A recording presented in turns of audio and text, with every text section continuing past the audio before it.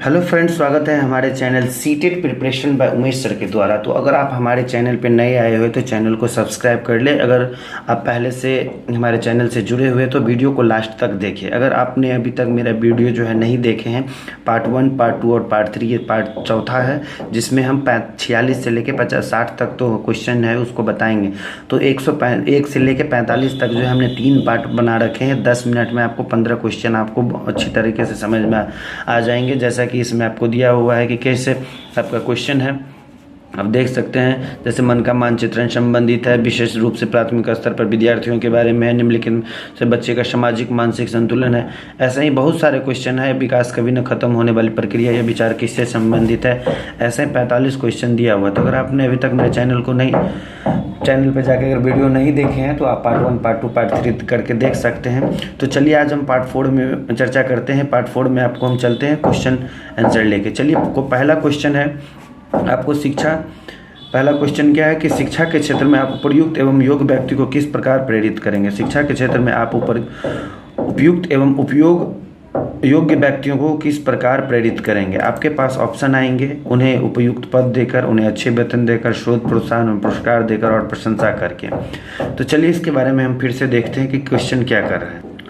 चलिए तो देखते हैं, शिक्षा के क्षेत्र में आप उपयुक्त एवं योग्य व्यक्तियों को किस प्रकार जो है प्रेरित करेंगे। आपके पास आंसर है, ऑप्शन है, उन्हें उपयुक्त पद देकर, अच्छे वेतन देकर, शोध एवं प्रोत्साहन एवं पुरस्कार देकर और प्रशंसा करके। चलिए इसका आंसर देखते हैं। तो इसका आंसर है जो शोध प्रोत्साहन एवं पुरस्कार देकर। क्या है कि शिक्षा के क्षेत्र में अगर किसी उपयुक्त व्यक्ति एवं योग्य व्यक्ति को जो हम प्रेरित करेंगे, जो कि बहुत अच्छा कार्य करता है, तो उसको शोध प्रोत्साहन एवं पुरस्कार जो है देकर ऐसे व्यक्तियों को जो है योग्य व्यक्तियों को प्रेरित करेंगे। चलिए क्वेश्चन नंबर 47 देखते हैं। वर्तमान में जो है किस प्रकार की शिक्षा छात्रों एवं समाज के लिए लाभप्रद है। आपके पास ऑप्शन है रोजगार परक व्यावसायिक शिक्षा, विशेषता प्रदान करने वाली शिक्षा, प्रौद्योगिक ज्ञान देने वाली शिक्षा एवं नैतिक मूल्यों को उजागर करने वाली शिक्षा। आज के क्षेत्र में जो है किस प्रकार का शिक्षा जो है छात्रों एवं समाज के लिए लाभप्रद होता है। तो चलिए इसका आंसर देखते हैं। इसका आंसर हो जाएगा आपको रोजगार परक एवं व्यावसायिक शिक्षा। कहते हैं कि ऐसा शिक्षा से क्या फ़ायदा जब वो रोजगार या व्यवसायिक न कर सकें। तो कहने का मतलब है कि किस प्रकार की शिक्षा जो छात्रों एवं समाज के लिए लाभप्रद है। तो रोजगार परक एवं व्यवसायिक शिक्षा। चलिए क्वेश्चन नंबर 48 में देखते हैं कि क्वेश्चन नंबर 48 में क्या है कि बच्चों में मौलिक चिंतन, बच्चों में क्या है, एक सेकंड अप डाउन हो जा रहा है। हाँ, बच्चों में मौलिक चिंतन की शक्ति, बच्चों में मौलिक चिंतन की शक्ति किससे विकसित की जा सकती है। विकसित की जा सकती है स्व अध्ययन से बढ़ती है, जन्मजात होती है, या ए और बी मतलब विकसित की जाती है और स्व अध्ययन होता है। कह रहा है कि बच्चों में जो है मौलिक चिंतन की शक्ति जो है कैसे पनपती है। तो विकसित की जा सकती है या स्व अध्ययन होता है। तो चलिए इसका आंसर देखते हैं। तो इसका आंसर हो जाएगा ए और बी। ये विकसित भी की जा सकती है और स्व अध्ययन से भी बच्चा खुद उसका मौलिक चिंतन बढ़ता है। अब क्वेश्चन नंबर 49 देते हैं। आपके विचार में चिंतन शक्ति विकसित करने का मुख्य उपाय क्या है। आपके विचार में चिंतन शक्ति विकसित करने का मुख्य उपाय क्या है। तो है छात्रों को समस्या समाधान विधि द्वारा पढ़ाया जाए, छात्रों में स्व अध्ययन की आदत का विकास किया जाए, छात्रों को खोज एवं ब्रेन स्टॉर्मिंग विधि से पढ़ाया जाए। तो इसका आंसर हम जो है सभी हो जाएगा, क्योंकि बहुत ही इंपॉर्टेंट क्वेश्चन है कि चिंतन शक्ति जो है बच्चों को समस्या समाधान विधि से, स्व अध्ययन विधि से और खोज एवं ब्रेन स्टॉर्मिंग विधि से विकसित किया जा सकता है। क्वेश्चन नंबर 50 का एक शिक्षक के रूप में आप किस भावना को बढ़ाने में मदद करेंगे। एक शिक्षक के रूप में आप किस भावना को बढ़ाने के रूप में मदद करेंगे। आपके पास ऑप्शन है भेदभाव की भावना, कभी भी नहीं, ईर्ष्या की भावना, कभी भी नहीं, एक दूसरे की मदद करने की भावना, एकदम सही, और जाति धर्म के नाम पर कोई भेदभाव नहीं। तो आप जो है एक शिक्षक के रूप में हमेशा जाति धर्म के नाम पर कोई भेदभाव नहीं करेंगे।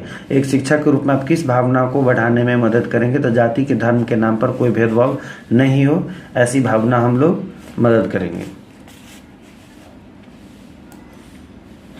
अगला है, आप देश की दिशा बदलने में किसकी भूमिका को महत्वपूर्ण निभाते हैं। देश की दिशा बदलने में किसकी भूमिका महत्वपूर्ण मानी जाती है। उच्च शिक्षा के शिक्षकों की। शिक्षक केवल पढ़ा सकता है, शिक्षक तो केवल छात्रों को दिशा बदल सकता है, या शिक्षकों के रचनात्मक कार्यों को। बहुत ही इंपॉर्टेंट क्वेश्चन है कि आप देश की दिशा बदलने में किसकी भूमिका महत्वपूर्ण होती है। तो इसका आंसर हो जाएगा शिक्षकों के रचनात्मक कार्यों से ही देश की शिक्षा जो है और दिशा बदल सकती है। अगला क्वेश्चन है क्वेश्चन नंबर 52, हमारी शिक्षा प्रणाली तथा उसके गिरते स्तर में सुधार न होने का मुख्य कारण क्या है? कि हमारी शिक्षा प्रणाली तथा उसके गिरते स्तर में सुधार न होने का मुख्य कारण क्या है? शिक्षा के प्रति सरकारी तंत्र की उदासीनता, जवाबदेही की भावना, योग्य अध्यापकों का चयन न होना, उपर्युक्त में से सभी। तो इसका आंसर जो हो जाएगा उपर्युक्त में से सभी। कह रहे हैं कि हमारी शिक्षा प्रणाली को गिरते स्तर का जो प्रमुख सुधार न होने का कारण क्या है? शिक्षा के प्रति सरकारी तंत्र जो उदासीन है, जवाबदेही क्यों नहीं लेना चाहता है, और योग्य शिक्षकों का जो अभी भी चयन न होना, ये सब हमारी शिक्षा व्यवस्था को नीचे लेके जा रही है। क्वेश्चन नंबर 53, शिशु शिक्षा के संबंध में आपकी राय क्या है? शिशु शिक्षा के संबंध में आपकी क्या राय? तो शिशु शिक्षा जो है छात्रों में उत्तम होनी चाहिए। शिशु शिक्षा की जिम्मेदारी माँ के ऊपर होनी चाहिए। स्त्रियां ही शिशुओं की अच्छी शिक्षिका होती है, इनमें से कोई नहीं। तो इसका आंसर हो जाएगा कि शिशु शिक्षा की जिम्मेदारी माँ के ऊपर होनी चाहिए। शिशु शिक्षा की जो जिम्मेदारी है वो माँ के ऊपर होनी चाहिए। ये बहुत ही इंपॉर्टेंट क्वेश्चन है। अगला का क्वेश्चन नंबर 54, आपके अनुसार प्रभावी संश्लेषण संभव हो सकता है? आपके अनुसार प्रभावी संप्रेषण जो है संभव हो सकता है किसके द्वारा? आपके विस्तृत ज्ञान से, जोर से बोलकर, श्रोता के स्तर को जानकर, या आपके उचित शब्द से प्रयोग होकर। तो इसका आंसर जो है, इसका आंसर हो जाएगा आपको श्रोता के स्तर को जान के। अगर हम आपके अनुसार प्रभावी संप्रेषण, किसी को अगर हम अपना बात जो है मनवाना चाहेंगे या बताना चाहेंगे, तो सबसे पहले श्रोता को स्तर को हम जान लेंगे कि वो मेरी बातों को सहजता से समझ पाते हैं कि नहीं। क्वेश्चन नंबर 55 है, छात्रों में श्रम के महत्व को विकास हेतु, छात्रों में श्रम के महत्व के विकास हेतु सबसे महत्वपूर्ण क्या उपाय होना चाहिए? शिक्षकों को श्रम करना चाहिए, छात्रों को श्रमजीवी लोगों को उदाहरण देना चाहिए, छात्रों को समय समय पर श्रम करने का अवसर देना चाहिए। तो इसका आंसर हो जाएगा कि छात्रों को समय समय पर श्रम करने का अवसर देना चाहिए, ताकि छात्रों में श्रम के महत्व का विकास होता है। इसलिए ज़्यादातर होमवर्क भी देना जरूरी रहता है, ताकि बच्चे घर पे खुद मेहनत करें और पढ़ाई के प्रति उनकी रुचि बढ़े। तो शिक्षा के क्षेत्र में फ्रॉवेल का जो है सबसे महत्वपूर्ण योगदान क्या था? शिक्षा के क्षेत्र में फ्रॉवेल का सबसे महत्वपूर्ण योगदान क्या था? एक था पब्लिक स्कूल, दूसरा था शिक्षा की प्रोजेक्ट विधि, तीसरा था विकलांगों की शिक्षा, और चौथा था किंडरगार्टन। तो बहुत ही इंपॉर्टेंट क्वेश्चन फ्रॉवेल के बारे में जब पूछा जाता है तो किंडरगार्टन की जो विशेषता थी वो फ्रॉवेल ने बताया था। और बार बार पूछा जाता है कि किंडरगार्टन विधि के रचयिता कौन थे? तो वो थे फ्रॉवेल। कौन थे? फ्रॉवेल। क्वेश्चन नंबर 57 में हम देखते हैं किस विद्वान ने सीखने के 5 कारण बताए थे? किस विद्वान ने सीखने के 5 कारण बताए थे? तो पहला था फ्रॉवेल, दूसरा प्लेटो, तीसरा हर्बर्ट, चौथा है कम्युनियस। चलिए इसका आंसर हम देखते हैं। तो हर्बर्ट जो थे वो सीखने के 5 कारण बताए थे। आगे हम आप लोगों को बताएंगे, जब सब्जेक्टिव में पढ़ाएंगे तो आपको बताएंगे कि सीखने के 5 कारण कौन कौन से होते हैं। अब ये ऑब्जेक्टिव टाइप्स है। चलिए अगला क्वेश्चन है, आप अपने बच्चों का प्रवेश ऐसी संस्था में करने का प्रयत्न करेंगे जिसमें कठोर अनुशासन हो, छात्र के चतुर्मुखी विकास पर ध्यान दिया जाता हो, नकल करके पास करने की सुविधा हो, या समृद्ध व्यक्तियों के बच्चे जहाँ पे पढ़ते हो? बहुत ही इंपॉर्टेंट क्वेश्चन है कि जब आप ऐसी संस्था में पढ़ने के लिए अपने बच्चे को क्यों प्रेरित करेंगे, चाहे वो प्राइवेट हो, सरकारी हो, गवर्नमेंट हो, या एनीबॉडी, कोई भी इंस्टीट्यूट हो, तो आप अपने बच्चे का प्रवेश ऐसी संस्था में किस स्तर के संस्था में करेंगे? तो हम अपने बच्चों का एडमिशन या प्रवेश ऐसी संस्था में कराएंगे जहाँ छात्रों के चतुर्मुखी विकास पर ज़्यादा ध्यान दिया जाता है। जैसे इंडोर आउटडोर गेम होता है वो खेल लेना, क्लास के अंदर में आपको जो है क्लास की थ्योरी देना और बाहर में जाके जो है प्रकृति से मिलके उसको प्रैक्टिकल करवाना।